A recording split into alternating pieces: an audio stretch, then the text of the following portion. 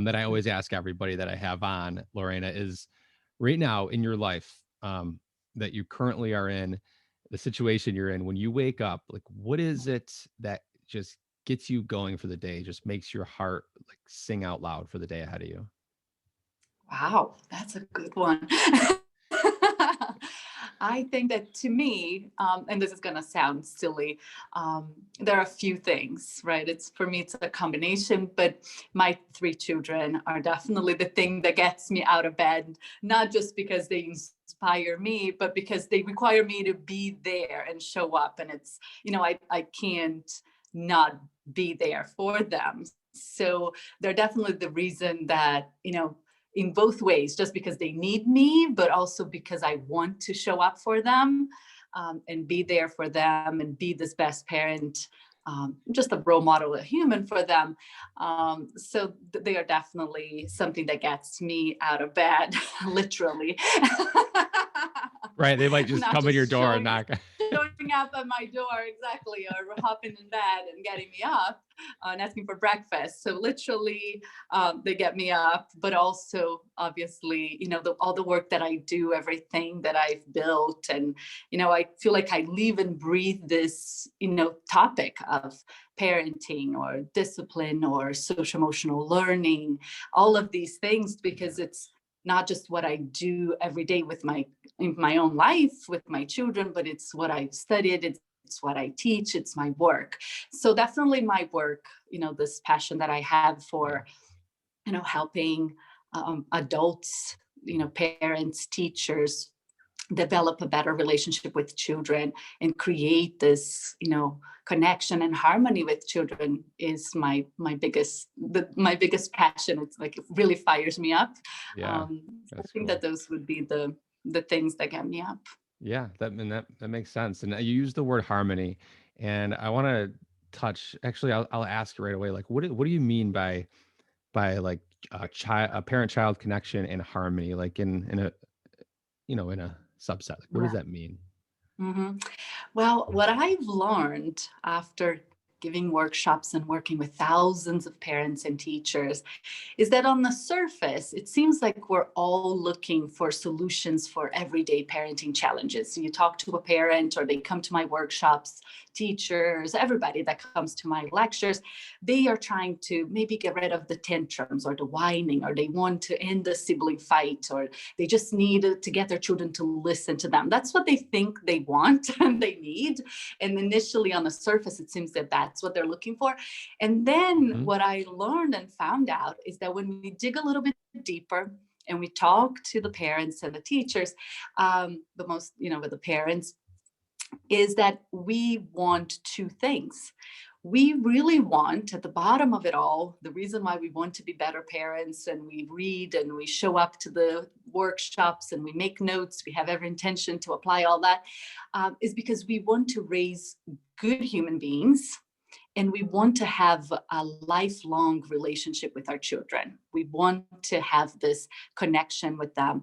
And we want to do this every day, all the little challenges we have, right? The tantrum, the whining, the sibling fight, the not listening, the power struggles. We want to go through the everyday, but we want to find harmony. We want the peace. We want to deal with these things in a way that works, but also helps us feel good at the end of the day, a way that makes us feel proud of ourselves and that puts us to bed without feeling guilty about how we handle the everyday issues. So Yeah. when I talk about connection and harmony, is those two things. It's the, creating this lifelong relationship. We want lasting connection with our children, and we are fostering that every day. In every interaction we have with them, we are either fostering, a great, beautiful connection or not, or we're maybe fostering, planting little seeds of mistrust or little seeds of resentment, little seeds of favoritism, little seeds of, you know, um, just any of those negative or reactivity, or we are causing some harm, right? And or we have, the chance to create this great relationship. And Yeah. then on the harmony side is that we have this, when we're dealing with the challenges, which is inevitable, right? All the storms, and it doesn't matter how prepared we are and how much we know about parenting and all the things we learn, when we are dealing with the everyday challenges, what we really want is to deal with these challenges in a way that's good for us. So that is the harmony piece we want to have. I don't know if that makes sense. Oh no, that was great. That totally makes sense. As a father, like of two kids, and everybody listening knows that by now, and married for 8 years, I want to kind of use my experience to talk to you through this, through my lens, and I think a lot of people can relate in that way. So, like, I understand that in a spouse with your spouse, like there's things that'll trigger you and it causes reactions, right? And then you're like, okay, I'm sorry. Hopefully, you can apologize and we can apologize with each other. But it almost feels ridiculous that as an adult, I should be grown up enough where my kids shouldn't trigger me, right? Like a 2-year-old sets me up. Like, how am I allowing a 2-year-old to get me to like blow up or to get me to cry? Like, what is that? How far, like, how far back does that go? Why is this happening? Shouldn't we be beyond that? I mean, probably not, but Yes. Wow, this is a huge piece of the work that I do. And it's one of the biggest obstacles we have when we are trying to become this, parent we want to be. We really just, we want to be able to look back at the end of every day and, feel good about how we parent, but we also want to look back after many years, right? And hopefully in the future, be able to look back and see how we've done for our children's life. And I think that behind learn social emotional learning, we didn't learn emotional intelligence. We are a generation that now we hear so much about it. that's okay. We were learning more about how to deal with our feelings and emotions, how to get rid of limiting beliefs or negative patterns of interactions, of reactivity or codependency, all these things. But we are just now, right, becoming a lot more conscious and aware about that. But just like our parents, they did the best they could, but there wasn't anything in school. There was never a topic. We had math, we had English, we had history, we had chemistry, we had physics, we had PE, we had all of that, but nobody had emotional intelligence as a topic or social emotional learning as a topic.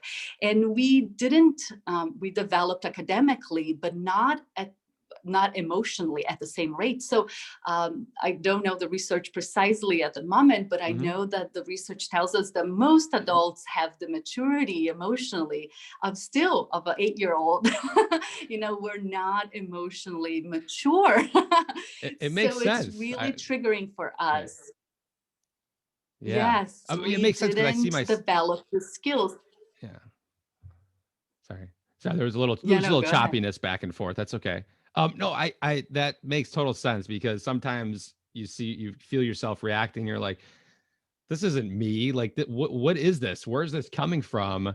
And it is. You're right. I can see it coming from like a very young self. What about you? Like you growing, like you're living in your power, right?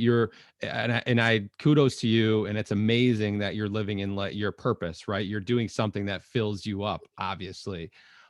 Was it something your parents instilled in you, or was there like you growing up? I know you've looked into this enough to answer this question. What kind of traits or parenting did they instill onto you that kind of made you who you are? Oh, that's a funny question. It's a great question because I believe that we are all wired and programmed by the adults in our lives, right? So just like the question you asked before about our triggers, it's not really our fault. It's that we were programmed, right? We learned the relationships and the patterns, the interactions that we lived. And many of us adults, we spend most of our adult lives trying to get over the damage or the emotional traumas of the first decade replicate. And for me, I don't think it was too much of what my parents did. It was probably what they didn't do that drove me to it.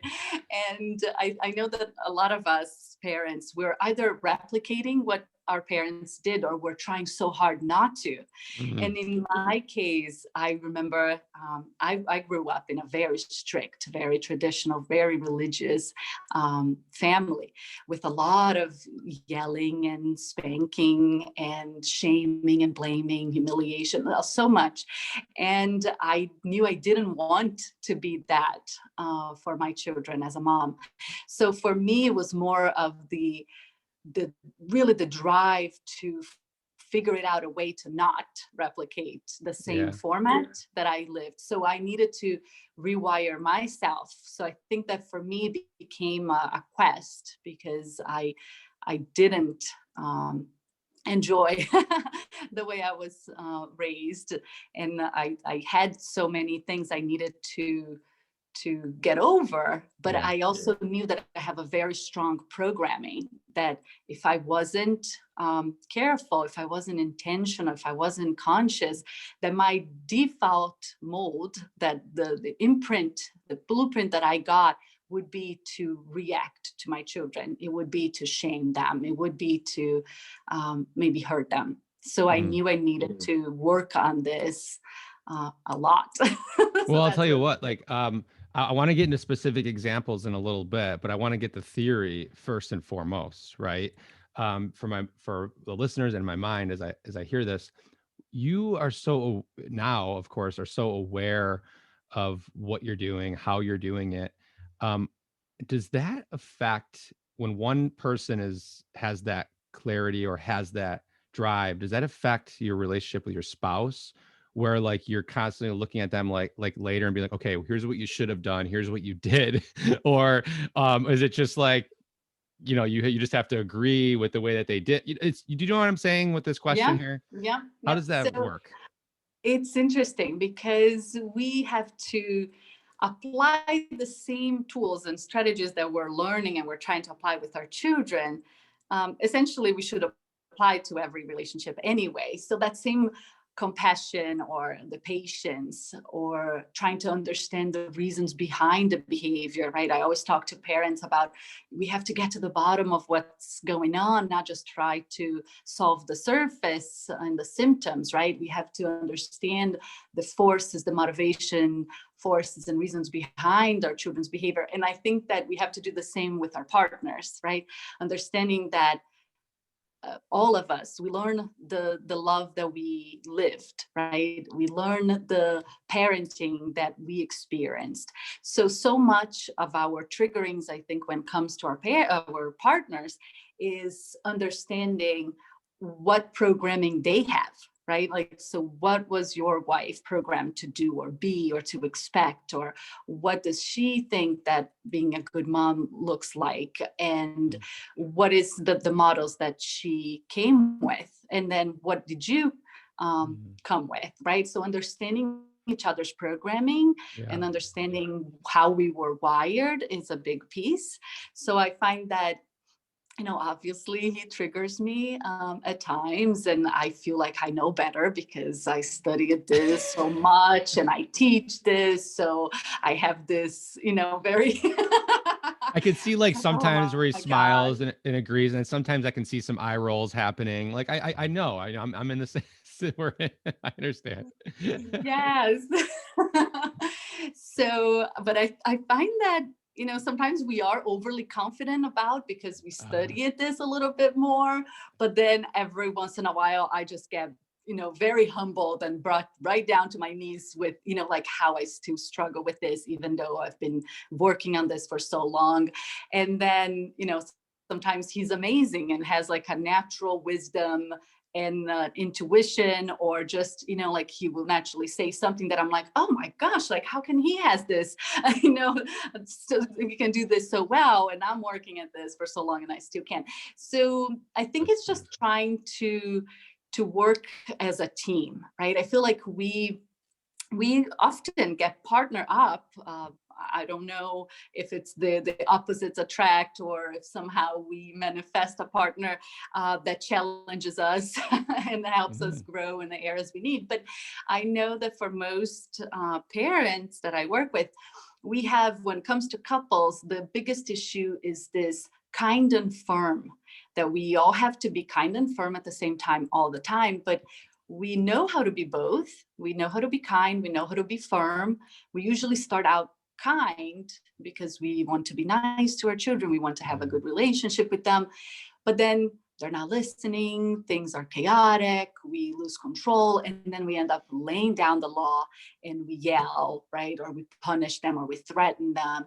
And then we hate ourselves because we don't want to be that kind of parent. And we go back to being nice again. And we do this nice and nasty dance all the time. Yeah. But when it comes to partners, usually we get partner up with so in my case, I'm more on the kind side, more permissive, more wishy-wash side naturally. And then Andrew's more on the firm side and more strict. And then we end up compensating for the other. So I want to be really kind, and then I try to be so patient. And he sees that as being a little bit permissive. So he firms things up to compensate for my lack of firmness. And then I see him being too strict, too tough, too rough. And probably triggers me because that was the motto I didn't want and I had Mhm. and I didn't like and I try to fight. So then every time I see him being too firm, I soften it up to compensate for his firmness, because then I feel badly for the girls, or I feel like, so then it pulls us apart, right? And that's what happens to a lot of couples. I don't know if you can relate to that. No, I mean, I think what you're saying, every single person goes through 100%, and you're just shining the light on it. Yeah. Those are Yeah. facts. And then when we do that, when we, we compensate for the other, we end up sending even more of the mixed messages. And then we create a very inconsistent household. Mm, And then we don't have the clear boundaries, the clear guidelines, because one of us is too firm, the other one is too kind, or even us throughout the day, we yo-yo back and forth between being too kind or too firm. And it's really hard for the children then, and that's usually where a lot of the challenges we see stem from too, or get aggravated. So so, that's, I think, when it comes to couples, that is the piece to work on together, to yeah, being on understand this that the same that fine page. balance. Yeah, that makes, I mean, yeah, that it's being on the same page together. What about, uh, I have a couple specific scenario questions. Right now, like for me, and I think a lot of other people go through this, there's some hitting that happens between the siblings, and we have a chart of rules that we try to go over all the time, like, be kind, do not hit brother, do not hit sister. We try to, go over it and reiterate it. Sometimes though, it just feels like the spiral occurs throughout, I don't know, an hour or 2 hours, or you see it over and over. And then eventually you just kind of like, all right, that's it. No TV the rest of the day, or that's it. No cookies, and then you feel like crap because you didn't handle it right. But then you're like, I don't know any other way to do it. Right. I mean, you can understand where I'm coming from. Yeah. What's Yes. is there a basic solution, or is there steps to take? Yes, there are a few things you can do. So when it comes to the sibling dynamic, this is like as old as time, right? The sibling rivalry, the competition, the jealousy, the favoritism, and the fight for the parents' love and attention. That is such a just a really ingrained in a family dynamic once you have more than one child, right? Once you have Yeah. multiple children, you definitely have to deal with the rivalry. And understanding the reason behind that is so important. So I start out going all the way back to when you brought that second baby home and you introduce that second baby to the dynamic of the family, right? You shift the whole constellation of the family every time you add a child to it. Everybody switched positions, right? So that firstborn, that was an only child, became a firstborn the moment that you brought a second child into the house, right? If you bring the third child into the house, you had a firstborn and a youngest. Now you have a firstborn, and that youngest became a middle child, and now you brought a new youngest child to the family. So every time we shift the dynamic, we will have a lot of an impact, right? And so understanding the impact of adding a child, helps you get to the bottom of it. So I usually explain to parents that sometimes the rivalry we see today, it's just really coming from, a few years of experiencing this dynamic and not addressing the shift in the dynamic and impact of it. So I tell parents to, look at, never take sides, because we never know what really happened. So when there is a sibling fight, to really stay very neutral and either offer help to both and say, how can I help the two of you solve this problem? Or say, I trust the two of you can solve this problem. Obviously, if you know you can trust, and if you don't think things will escalate and become aggressive, you can try that. Or you can say, it looks like the two of you need a break from each other. And then you ask them both to go find something else to do. But what we tend to do is we put one in timeout, or we pick one, one of them becomes the victim, the other one becomes the bully. So maybe we say, you are the oldest, you should know better. She's your little sister, right? So we do these things, and it perpetuates the rivalry. It perpetuates that sense that someone is the favorite. And then it creates those bully and victim roles within our families. And it's not great for anybody, because the bully, the child that becomes the aggressor, the one that's mean, the one that should know better, right? That child develops that sense of, I'm bad, I'm mean, I'm not good, my parents don't like me as much, they always pick my sibling side, right? And then for the victim, which usually tend to be the youngest, right? We rescue the youngest, we baby the youngest, we tend to enable them more.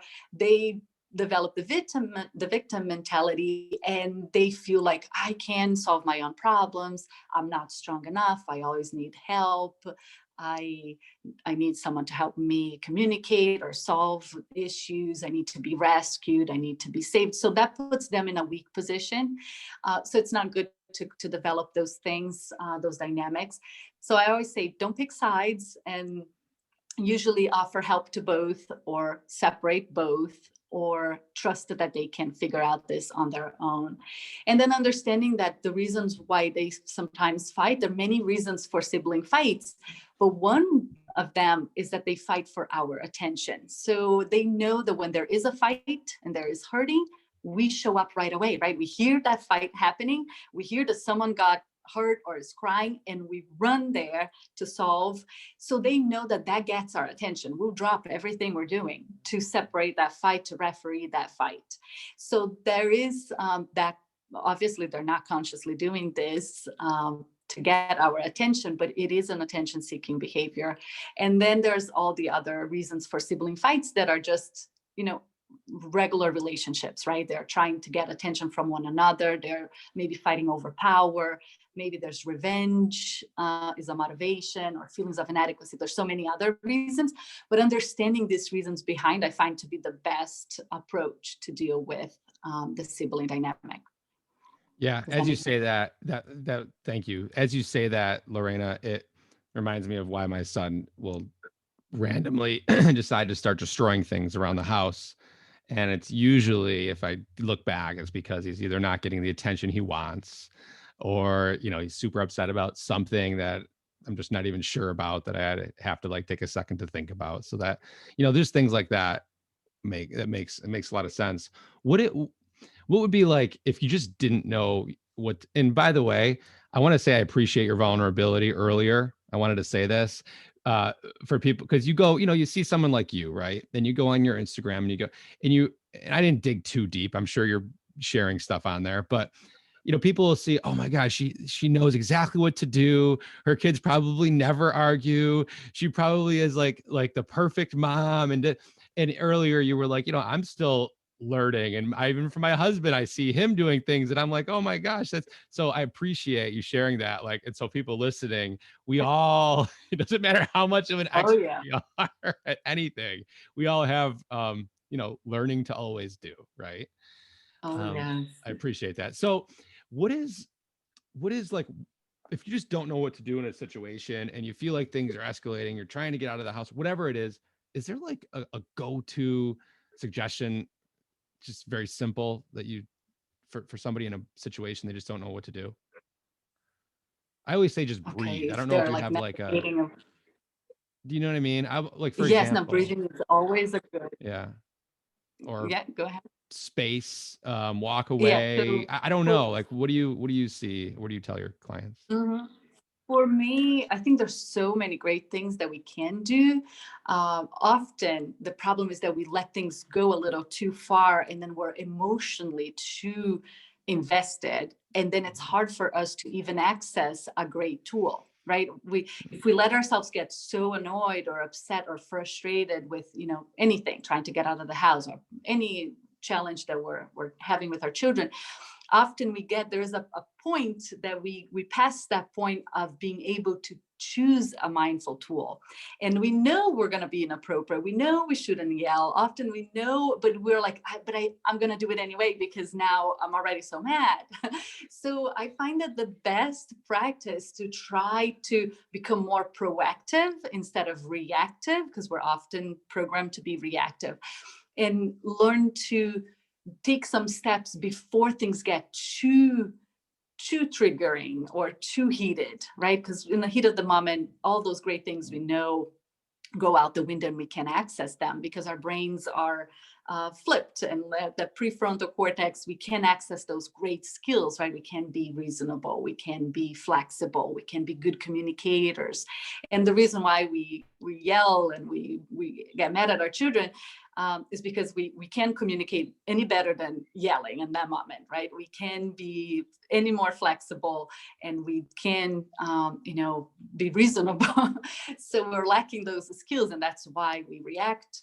So I find that a great tool to develop is getting really clear on the expectations that we have, clear in the planning that you have, and having a strategy. I find that parenting is one of the jobs, if we can call it a job, that don't have a strategy. We really don't study a whole lot about, we don't get trained, and we don't have a strategy. We don't do a lot of planning as like a family meeting. So I find that a proactive tool is having a family meeting. So Oh, having a practice of a family meeting eliminates all of these moments. Those, I know you wanted a tool for you to do in that moment when things are, going wrong. But I always, that's already too far. It's yeah, really I hard love it. I to love come that. back from that moment. But you have to do, create a practice that is a proactive practice. So having a family meeting to me is one of the best approaches. And this could be, just done with the spas, or it could be with all the children if they are a little bit, 3 and up, that can participate, but really setting guidelines and boundaries and clear rules that it will help you not ever have to experience those moments that are really big breakdowns, right? Okay, so Because let me if we stop. Let me, can, um, can I yeah, want to get into go specific, because ahead. before I lose the train of thought on that, I want to get into specifics. What does a family meeting look like? Like step by step. A good one. So Sure. so 6-year-old, your parent, spouse, and let's say there's a 4-year-old in the house. What does a family meeting look like, and how often? Okay, so the family meeting tool, you want to create and do this at least once a week, I Okay. would recommend. And the steps would be find a time and a date that works for everybody in a family. So not, when everybody's hungry or too tired. So you got to, if people have a soccer practice right after the meeting, don't have the meeting right before because, maybe people are anxious to go to their soccer practice and they're not Uh, focusing on the meeting, and it's a stressful time. So you want to choose a good time. For us, it's like Sunday evening before bed, or after dinner before bed. We have our meeting because there's nothing else to do. There's nothing going on. We already ate. Everybody's happy and calm. And then once you have a date and a time, you want to honor that like it's a doctor's appointment, like that has to happen. And then you have an agenda if you want to put a paper or post something on your refrigerator. So what happens is throughout the week, the girls and will have issues, right? Maybe there's a sibling fight, maybe the girls are not cleaning up after themselves, or maybe it's me, I'm spending too much time on my phone and I'm not giving them enough attention, whatever it is. We all as a family can add these things to our family meeting agenda. So instead of me having to address that issue of them not cleaning up, I can just say, you know what, I'm going to put it on our agenda that, it's getting really messy and I'm feeling like I'm the only one cleaning everything up and, it's not working for us. So I will go there and write it on the agenda. And the fact that they saw me doing it and it's there now for the week, it already shifts the behavior. I didn't even have to have the meeting yet, but they already know that that is an issue, and it starts to fix itself before we even have the meeting. That's the magical thing about a meeting. And then I'll put, if they are having a fight over, someone came into my room, took something of mine without asking, I'll say, do you want to write it on the agenda so we can talk about this during our family meeting? So Pollyanna will go there and write it on the family meeting agenda. People are taking my things without asking. And then that gives them a voice. They know they're going to have a time to talk about their issue. The issue will get solved, and that they will be able to voice their grievance in a very safe format, in a great space. And it's also going to happen when everybody's calm. So I'm not trying to solve this problem of the sibling thing of taking things without asking in the heat of the moment. I'm suggesting for her to put it on the agenda so we can talk about that Sunday night. By the time Sunday night comes, we're not all heated about this issue. So we can actually solve this in a much more positive and productive way. So then you have the agenda. And then when you're actually doing the meeting, we start out on a good note. So we have like a rock or an object that can be used as like a talking stick. And we start with a gratitude practice. So something positive that we're either appreciating each other, having a gratitude for each other, or a gratitude for something. So we start on a good note, and then we address something that's in our agenda. Even if there's a bunch of things, we only pick one or two, the most important things to address, because you want to keep this short and sweet for them. And then we just talk about, it's the format that I have. It's a bug and a wish. So we have a bug and we have a little wand, and everybody can hold the bug. So let's say Pollyanna holds the bug and says, it bugs me that people are taking my things without asking. And then she has the wand, so she will say, and what is your wish then? And she says, and I wish that people would respect my belongings and not come into my room without knocking, for example, right? This melts Right my heart, there, by the way. she already presented her. Isn't that adorable? and it's so great because they are bringing up their grievances, but they are already coming up with a solution. The wish part is them brainstorming and already finding solutions for their own problems. And then everybody has a turn to do this bug and wish, right? So I can say, it bugs me when people don't listen to me or when I feel ignored.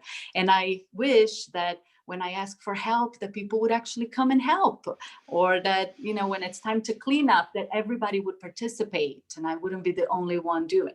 So everybody has a chance to talk about what bugs them and what they wish. And often that is enough to, shine some light in the problem. If a problem needs more solving, then you can all brainstorm solutions for this particular problem, and then look at the solutions that everybody brainstormed and say, let's pick one or two to try this week and see what happens. And then next week you check in again and talk about, how did it go? Did it work? Did it not? So when you think of meetings, what I like to explain to parents is that for us, for work, we're so used to have meetings, right? Planning, for strategizing. Any community, like a religious group, would have meetings. Schools, our children are having circle time or classroom meetings every single day. And then there's faculty meetings for the teachers. We have any organization, non-for-profit, activists, everybody does meetings. If you think of sports, there's not one sports team, type of sport that doesn't include meetings. They have a meeting before the game, to strategize, to pump Mm. everybody up, to motivate, to inspire. And then they have a meeting after the game to either celebrate their wins or reflect on their mistakes, what worked, what didn't work, how can we do better next time. And we families are the only group in society that don't do meetings, that don't have these moments for let's strategize, let's motivate, let's inspire each other, and then let's reflect on what's working, what's not working, what can we do differently. Do you know what I mean? Gosh, Lorena, there was just so much in there. Okay, I want to reiterate for everybody listening. No business, as an entrepreneur, no business can run without consistent meetings. No, successfully. No organizations, sports teams she mentioned. I mean, there's just so much that everything is involved with meetings. Why aren't we doing that with our family? This is the second or third person that's mentioned family meetings on the podcast before, but not broken down the way you just did. So just to reiterate, I love how you said, because this is where it all starts, is picking the appropriate time. I love that. Like, make sure it's the right time, not before a game or something where people are anxious and ready to leave the table or leave the meeting. Pick a time when there's nothing else going on. Put the agenda throughout the week. So when a situation occurs, would you ask the child if they would like to write it on the agenda, or you do the same thing? I'm going to write this on the agenda. Then you have your talking points for the week, and then using the bug as what bugs me and the wand as what I wish would happen.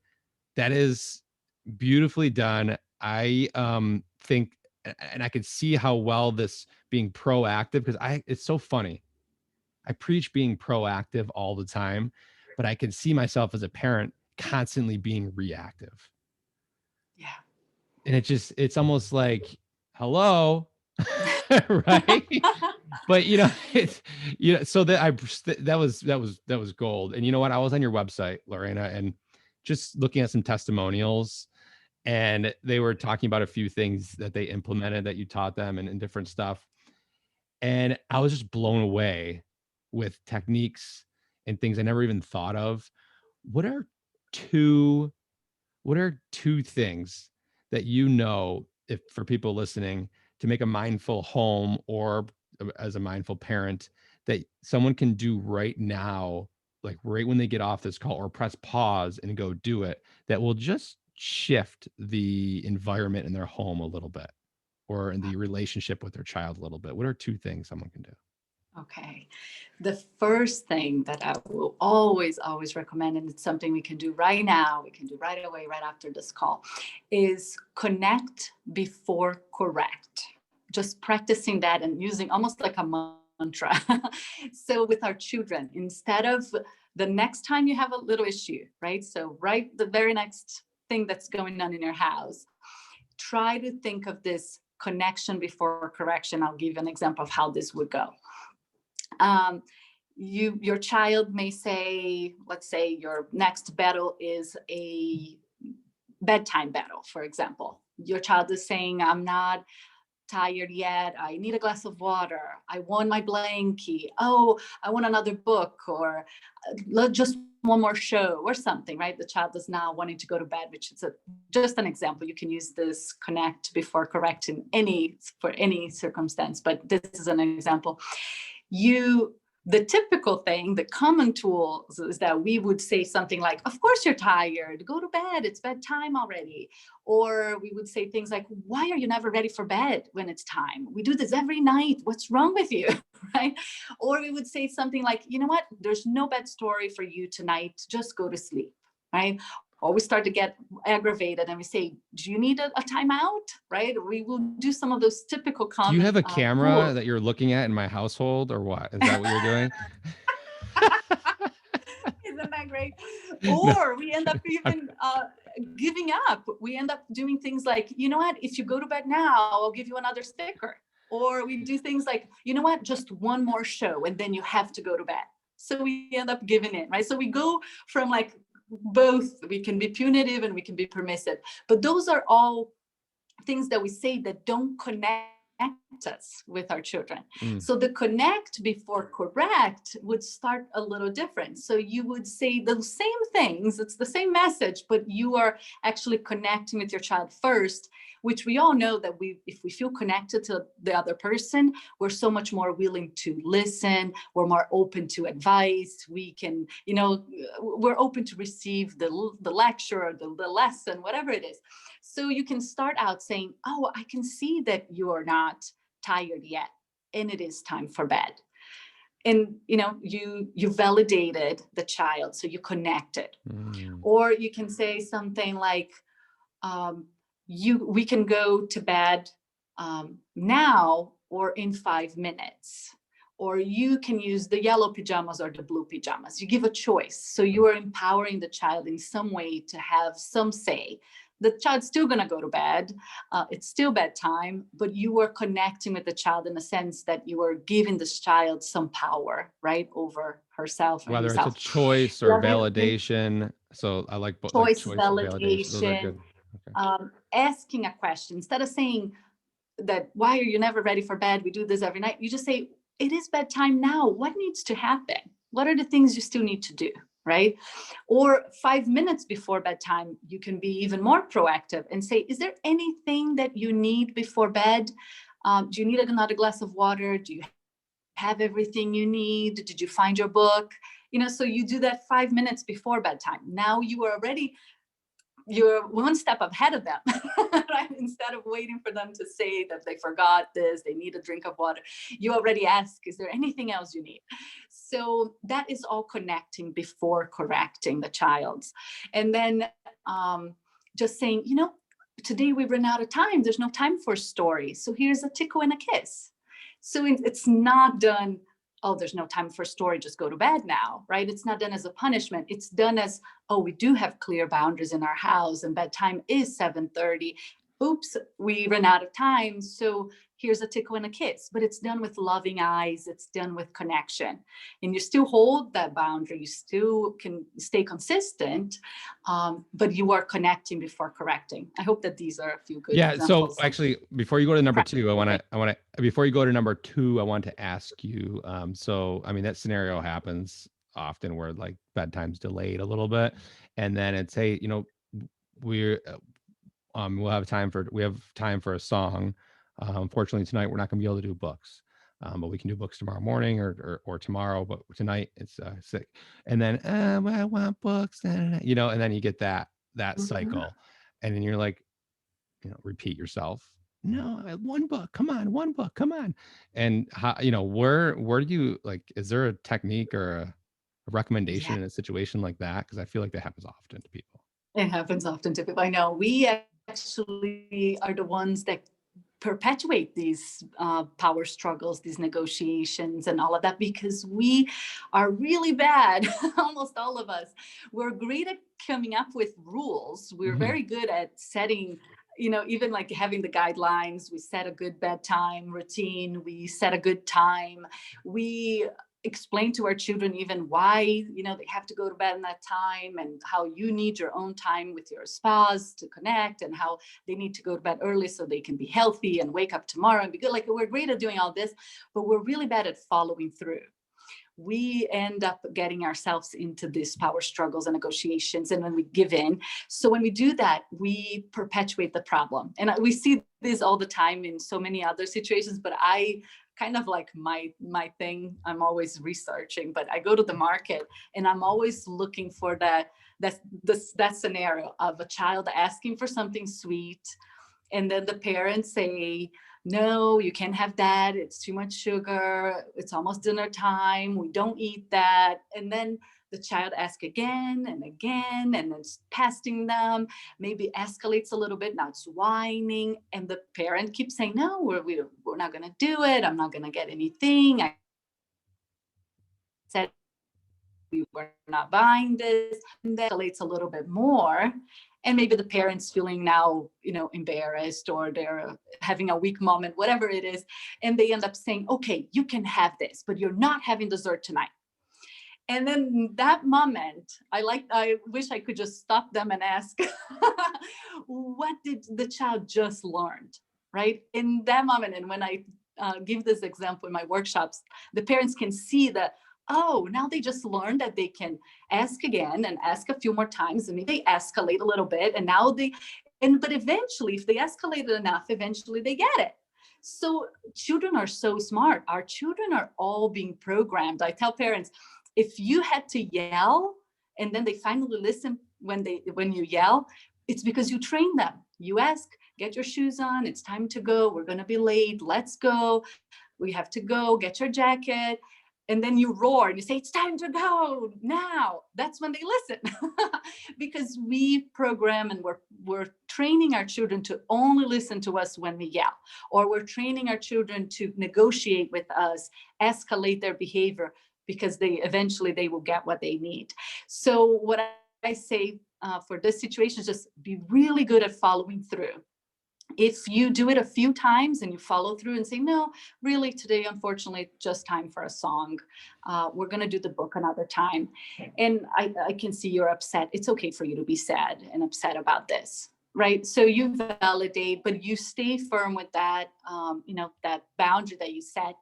And what children are constantly doing, they are running trials on us. They are great researchers, and they are finding patterns.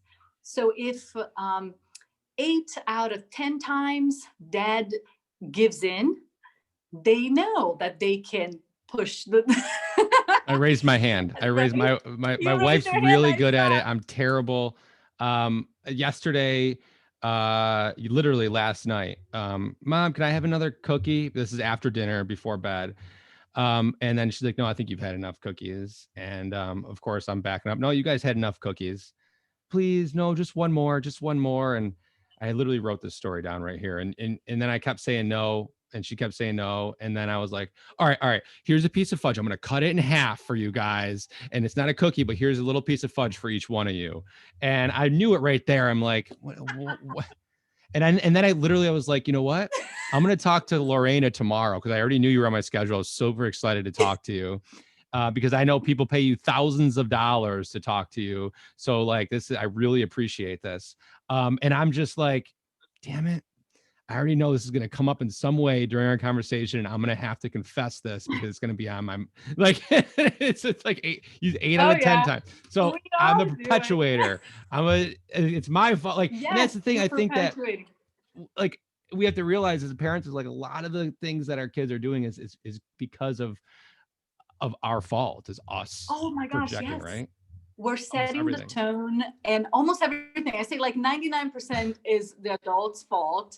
And then we think it's our children. Like those kids are terrible and they have no, control, and they don't listen, and they are this and that. They're pushing my buttons. But I'm like, it's really us just doing it to ourselves. We're bringing it on upon us. But yeah, so really work with this, not letting you perpetuate the negative behavior, so you can set this positive pattern instead of get stuck in this negative pattern that most of us are. You're not alone. Sure. Yeah, and I'm making it sound like I know I'm making it sound like I have all these like actually not. I would say 90% of the time, like, we're good. We have a calm house. We've created like peacefulness, so we try to. But obviously, there's so much more room to work on, and I can just pick out scenarios throughout this conversation. So that was awesome. So connect before correct. So that was one. Love that. Connect before correct. The next one, I think the moms and dads will like this one. One of the biggest thing I like to teach parents is that we don't have to get it right every time. Don't have to get it right the first time. So the next time that there's a problem, maybe you won't address it really well. And I'll give you a story for me. I had this, and I like to give this example because it's just such a great example. But I had years ago, when my oldest was only maybe 4.5. I already had all 3 children, but they were all very young. They wanted a pet. We got it a bunny, and we named him Coconut. Everybody was happy. And then a few days later, I walked into the living room and I saw my oldest daughter holding this bunny by the hind legs and shaking it up and down. And that was a triggering thing for me in the moment. I'm like, this is horrible. I was horrified that she was doing that. And in 10 seconds, I did all the wrong things. I started with the shaming and the blaming. I said, what are you doing? Why are you doing this? This is so mean. Then I threatened. I said, do we need to give this bunny to another family with nicer little girls? And then I punished. I said, you know what? Just go away. I can't even look at you right now. So essentially sent her on a timeout. And that took 10 seconds for me to do, right? And then I sat down and I was like, oh, Lorena, what are you doing? You know better.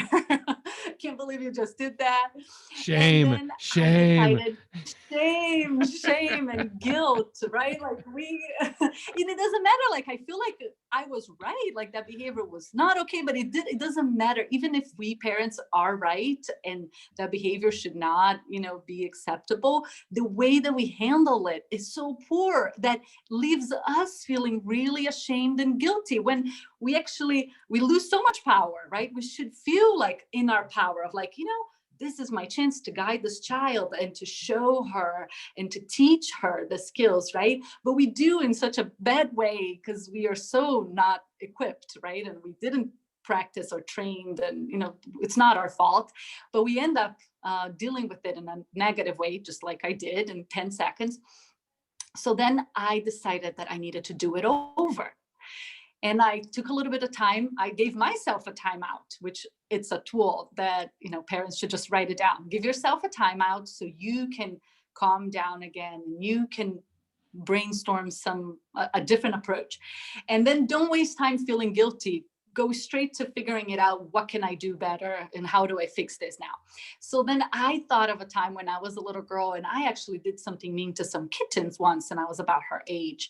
And then I also thought that, she only had stuffed animals up to this point, so she could throw up, them up and down. And, I didn't really take a lot of time to practice with her and train her on how to work with this bunny, right?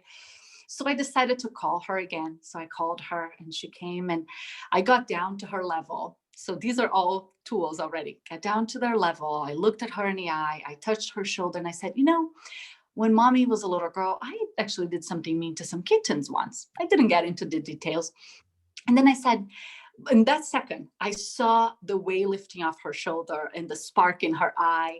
And she said, really, Mom? So I'm not mean. And I said, no, you did something mean, but you're not mean. So right there, we connected, right? So now I can correct her.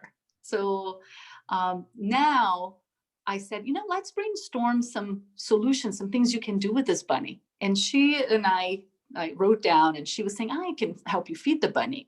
I can clean the cage. I can hold the bunny on my lap. I can take the bunny out to exercise. So we did that. And then I apologized for the way I spoke to her and how, I treated her. So right there in this second take, I used a few different tools, validation. I shared a time from my past that helped us connect. I used the connection before correction. I brainstormed solutions. I apologized. So all of these are tools already. But what really I did was I changed my mindset. And I changed this belief we have that we need to get it right, every time or the first time. I realized that there's so much more power in doing it over, that we can always repair.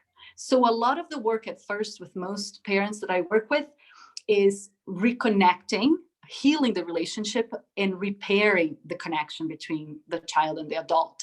So a lot of, so something that parents can do today is work on repairing the connection, right? So even if something already happened yesterday, but you can get off this call and you can go there and do it again. Okay, you know what? Yesterday this happened and I handled this way and this, and I did that and I said that, and it doesn't feel good. And I want to tell you that, when I was a child, I actually did something similar. Or let's brainstorm some solutions for this problem so this doesn't happen next time. And you know what? I'm actually sorry that I spoke to you that way. Can you please forgive me?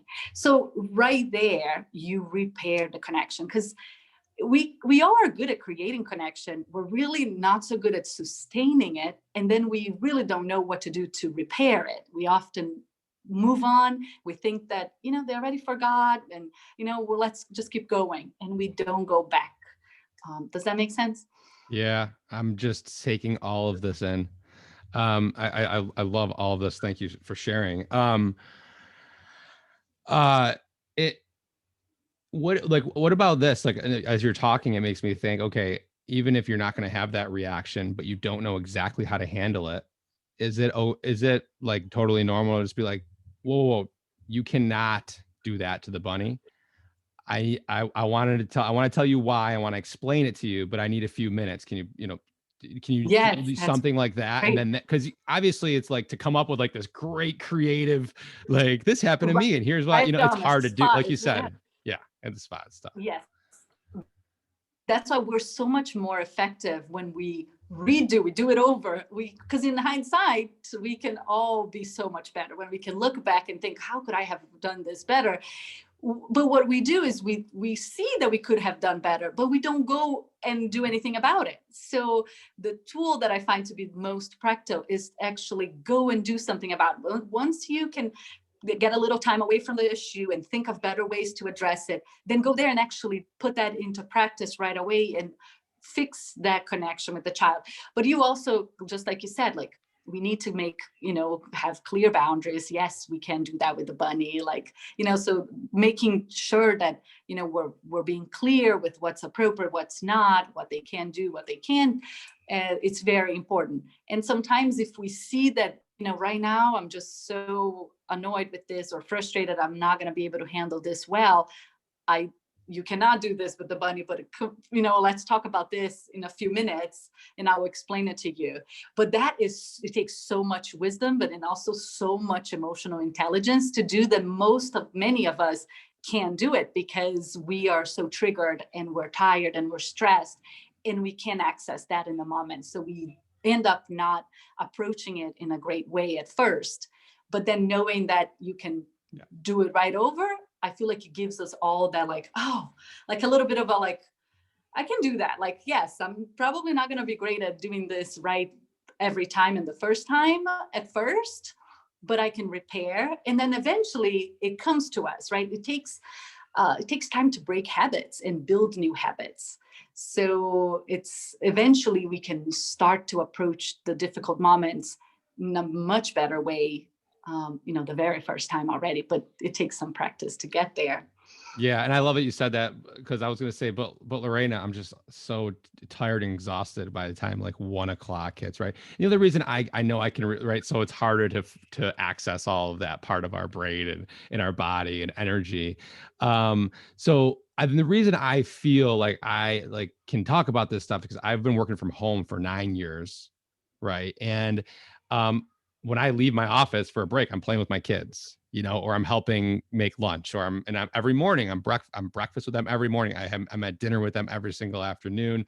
So I almost feel like I'm having a lot of time and I see a lot and I have to deal with a lot and I have to have a lot of these conversations with my spouse and so like everything you're sharing is just like light bulb, light bulb, light bulb. And I even read, so I'm sure you've read this book. Oh, yes, The Weekend Found by Dr. Shafali. Yes, Yeah. that's really good. Yeah, I have, if like I literally it's like highlighted and underlined and all this stuff. I'm actually creating a meditation. I haven't decided if I'm going 10-day or 21-day meditation course. And a lot of it is based around it's like kind of like for parents to everything you're talking about, basically get into harmony. Yes, she's really great resource for that, inner work, that piece, because I usually explain to parents, and if we have time, I can explain this. The reason why we get stuck is that we get stuck in a negative cycle that starts with us feeling tired, stressed, and triggered by the parenting challenges, our children's behavior, our lack of sleep, or financial stress. It could be anything, right, in our parenting. But when we get to that, we're tired, stressed, and triggered, then our reactions and interactions and actions end up being negative. So we end up using those common tools of shaming or blaming or threatening, or we bribe or we reward, or we are permissive, or we check out and scroll on our phones, right? We do one of those things when we are tired, stressed, and triggered. And then when we do these things, these interactions that are negative create disconnection. So then disconnection is the root, it's one of the like root causes of most negative behaviors. So when we disconnect from our children, then we see even more of the attention seeking, because they want to connect again, right? Then there's the power struggles. Then there's revenge seeking. They say something like, "You are so mean. You're the worst daddy in the world. You're not coming to my birthday party." Like, right? Those are revenge seeking behaviors. Or we even make them feel inadequate, which is also one of the roots for negative behaviors for our children, is that they feel inadequate. They feel like they're not good enough, or they can't do it. They're helpless or hopeless. So it always stems from this disconnection. So we feel tired, stressed, triggered. We behave and act in a negative way. That creates disconnection. Disconnection creates negative behavior. So then we spend all day putting out fires, addressing sibling fights, and refereeing things here and there, and dealing with the power struggles. And those are the very things that keeps us tired and stressed and triggered to begin with. So we stay stuck in the cycle. So for us to break the cycle, we could start anywhere because it's a cycle. But I always say start with the inner work. So finding that state of mind. So you need to, maybe it's releasing some old patterns of reactivity or codependency. Maybe it's eliminating limiting self-beliefs we have. Maybe it's learning to meditate, learning, let's say, emotional freedom technique. It could be yoga, meditation, all of these things that are great for our inner work that helps us get into that state of mind that we need to be so we can access better tools, better strategies. Then when we get to the great state of mind, we actually access better tools. And now, because I'll give those examples that I already talked about today, validating, giving choices, connecting before correcting, apologizing, brainstorming solutions, family meetings, all these things that you just learned today that you can already apply this week. But now when you use those tools, you create connection. And then the connection is the antidote to negative behavior. So now, because you are feeling more connected with your child, you're more connected with yourself, things are more smoothly, you're more patient, you're calmer, your children are feeling better. And the truth is, no one does better until they feel better. And it's so counterintuitive. So our children will not do better until they feel better. And when we use the common tools, we're actually making them feel worse, right? Every time we shame them or blame them or give them a timeout, we are making them feel worse. So I always find that is one of the things for parents to just write down or have it as a mantra. No one will do better until they feel better. Until they feel, man, I'll tell you. Yeah, sorry. Go ahead. Yeah, so then now you got into the great state of mind, you access better tools, those great tools create connection. Now the connection that you have is the antidote to the negative behaviors. So now your children are behaving better and everybody's happier and things are more calm, which means you are not spending so much time dealing with the challenges anymore, and you have more time to keep working on yourself. Then you can keep doing the EFT or the yoga or the meditation and working with the inner work that you need to do. Yeah. So you start the positive cycle. And that's the secret. It's the starting this positive cycle, breaking the negative cycle and starting a positive cycle. Yeah. And it's so funny because you have conversations where it's like, just taking the easy route of doing the things that we're really quote unquote not supposed to do leads to more and more issues and more issues. When if you take the hard, look, most parents don't even know what they signed up for. No. They're like, yeah, I'm gonna have a baby. Yeah, here we go. Like, it's gonna be all great. But we have to put, just like in our relationship with our spouse, I mean, especially with our kids, we have to put in effort, daily effort. If you start letting like 1 day, 2 days, 3 days, 4 days, a week go by where you're not putting effort in being a parent, I can see it just spiraling out of control. And then you have to put more effort in, and then it's just gonna be like more exhausting, and you're gonna get more tired, and you're gonna get Oh yes. And you've mentioned meditation a few times as one of my goals with this podcast is to get meditation out there more, get more people doing it 10 minutes a day or consistently. Do you have a meditation practice? And if you do, what does it look like? Oh, I do.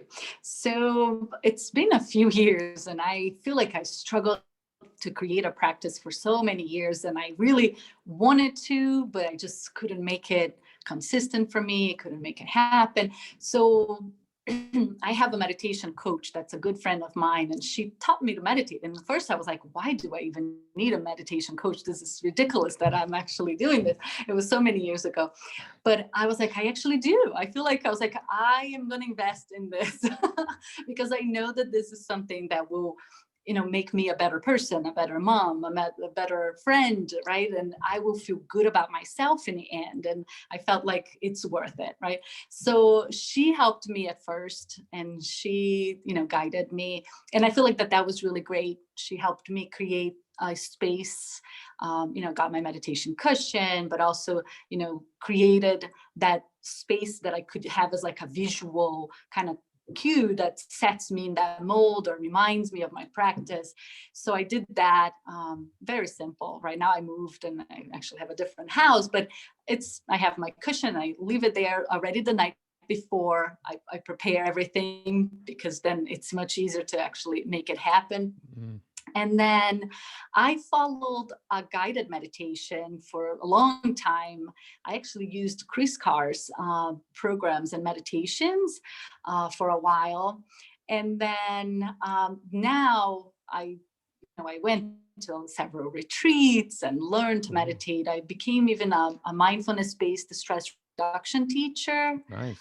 In the past couple of years. And I use with my students because I consult to schools, and I use with the families.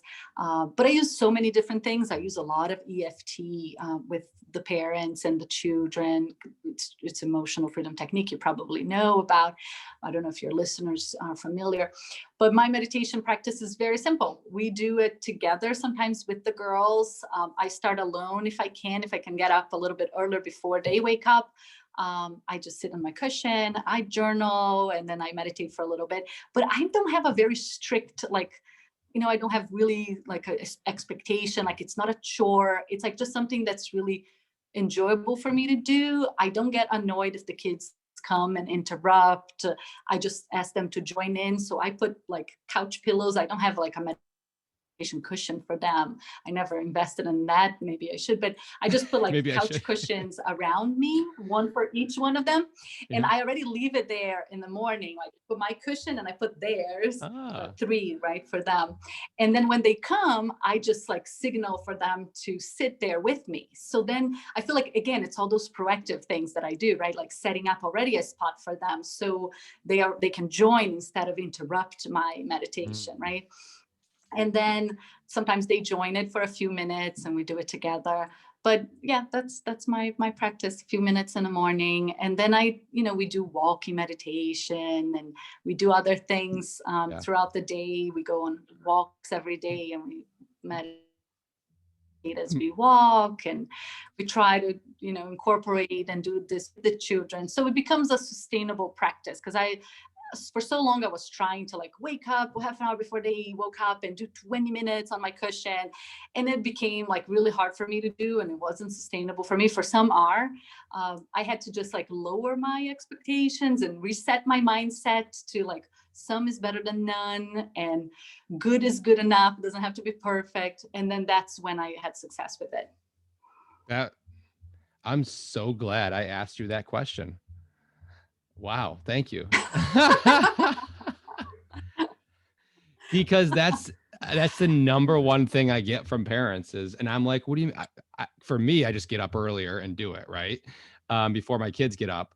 But there are times I get interrupted, and I never even thought about the fact that I'm like, yeah, come on in. And I smile, I stay, and I should have a spot for them instead of like worrying about them coming in. Like that was so good and so valuable. Thank you so much for sharing that. I have a new answer for individuals now. Thank you. Oh, this is great. Well, I want to honor your time. I want to make sure that that, it's been over an hour. Can I ask you one more question? Sure, of course. Who do we have here? Is it one of your kids there? No, I was just turning my computer on. Oh, you gave a look like okay. So if you could go back, if you could go back and tell your 18-year-old self anything and she would listen, what advice or what would you say to them? Oh my gosh, that's a good one too. Oof, I think I would say that she was good enough and that she was loved and that she didn't need to try too hard. That she was, I think I would say that to her. She didn't have to prove too many things to everybody. She needed to just honor herself more and not, try to make everyone happy and live by everybody's expectations of her. I think I would tell her that. Wow. I like that. Okay, cool. Thank you so much for sharing. I know I throw people off sometimes with that question. I love it. Thank you so much. Seriously. It's been gosh, this was so fun. I'm glad, Lorena. I could talk all day with you. This is great. All right, we'll have to have you on again, maybe in at the end of or sometime in 2021. Because gosh, we didn't even talk about anything related to like COVID or being indoors a lot more or anything like that, right? Which I'm kind of glad we didn't. COVID conversation already. I'm glad we did. I know. I'm so happy. Like it was just a good convo. I love it. So I will let you know when this is going to go live. I'm actually pressing stop now and doing my top 3 takeaways from it. Do you teach meditation at all? Do you have any recordings of meditations?